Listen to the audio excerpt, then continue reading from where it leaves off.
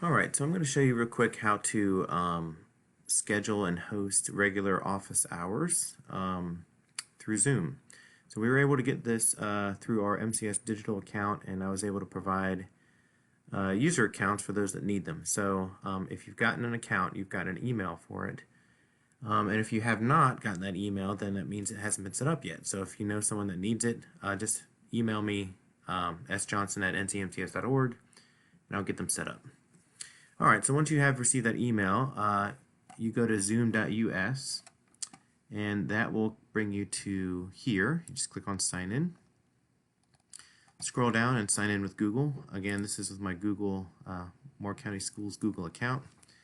Takes you into this spot. I've already set mine up, so I've got mine in here. Yours will probably be, well, it will definitely be blank. Alright, so to schedule regular office hours, you're going to click on schedule a new meeting. When this comes up, obviously you will give it a title. I'm just going to say office hours. You can add a description if you like.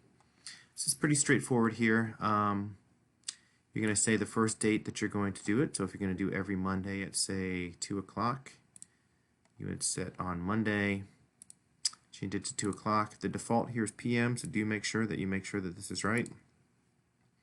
Duration, I'm going to keep it at an hour.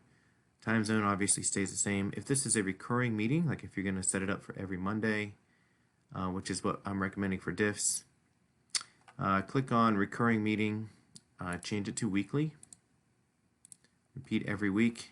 You can add more dates. So for example, the diffs are going to do 2 days a week, so you can pick the 2 days that you choose. And then end date. I did put after 7 occurrences, but you can manage that however you want. We'll see how long it lasts. Scrolling down here, finishing out our settings, do not require a password. I would go ahead and turn this on, so that gives people the option of having their video turned on. Leave this on both, so they can connect in both of these ways. Down here, mostly this is kind of personal preference, but honestly, the only thing you want to make sure that you check is record the meeting automatically. And so that'll record. If you want to record the meeting, it'll save it to your computer. I'm not going to check that right now because this is just a test. You can mute participants if you want, enable waiting room. I would not click this button though. Yeah, don't click that one. Alright, so I got my settings, I hit save. It takes me to this page. Now here's some important information. It's going to have the URL to join. That's going to be important. I'll show you here in just a second. And also you can copy the invitation and then you can paste it in an email. You can also add it directly to Google Calendar. So if you know the people that are going to be specific that you have a list for, it'll open up your Google Calendar. You'll hit allow and allow. Pops up the event and it's got it all set up. No problem there. It's got the link and all that. All you would need to do here is add the guests that you would do. So if I did the diff team, and then if I hit save, it'll send it out just like a regular calendar invite. Alright, coming back to this though, I do want to show you how to get this link. For the diffs, I'm putting together a document here where we can put ours into one spot. And so with a link to join. So I've already set mine up on Monday and Thursday at 9 a.m. with my Zoom link.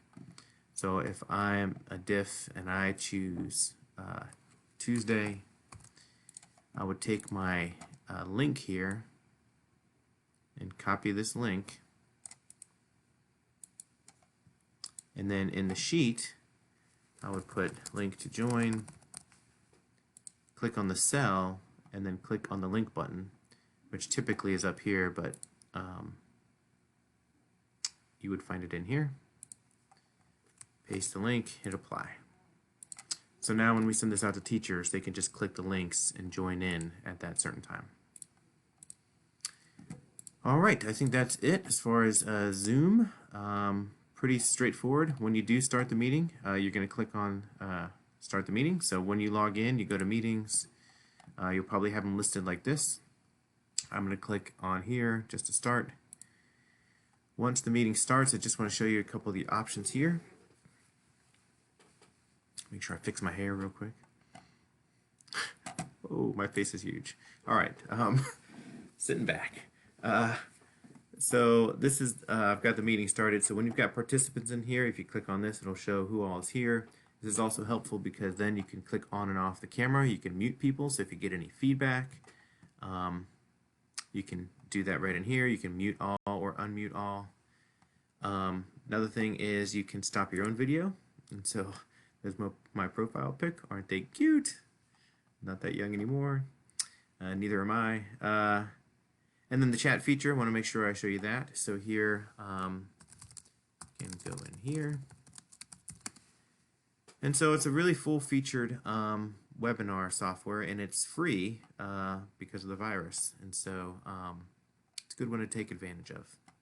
I do want to say we're not going to do this between teachers and students because that's still our plan to do Google Meet. But this would be like staff to staff. So if we're doing office hours, this would be great to do with teachers. All right, I'm going to end the meeting for all, and good to go.